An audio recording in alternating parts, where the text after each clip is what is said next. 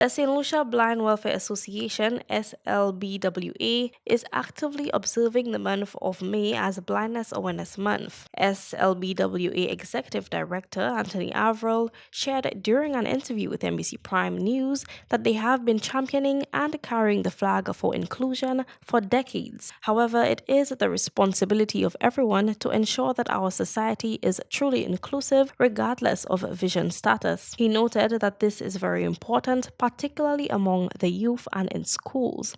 Averill stated that students are mainstreamed at all levels of the education system. He shared that this was done deliberately way back in the 80s, as early as 1984. Therefore, it was insisted that visually impaired students must share the same education space with their sighted peers.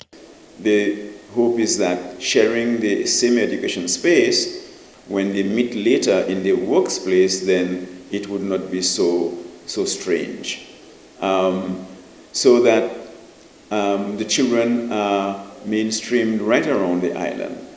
Now, for those with additional challenges, those who are living with blindness, vision impairment, and have additional challenges, they are being so through a network of special education centers in strategic location around the island, because the emphasis is on inclusion. Averill shared that we still have a long way to go in terms of accommodations being put in place for the visually impaired. He stated that it is easier to lead people down the wrong path than to change established habits. You see, through the years, even back the days of scripture, blindness was not understood, and you know, the history will tell us, and the scripture also attests to that. So the Saint Lucian Society, their perception of blindness was not very high. If you're living with blindness, well, you should be looked after, but you were not seen as being able to look after yourselves or to contributing to the continuing development of your own society. The association decided that the focus of this month will be on advocacy, with this year's theme being Advocacy Begins With Me, illuminating the path to inclusion.